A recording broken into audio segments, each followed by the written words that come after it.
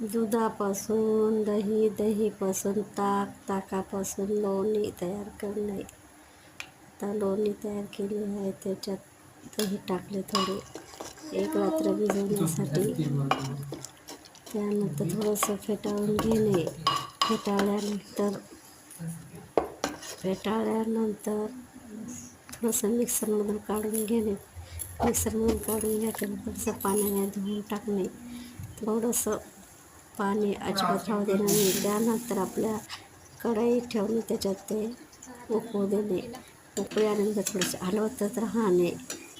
बघा, रवेदार तूप तयार होतं घरच्या घरी. एकदा करून बघा.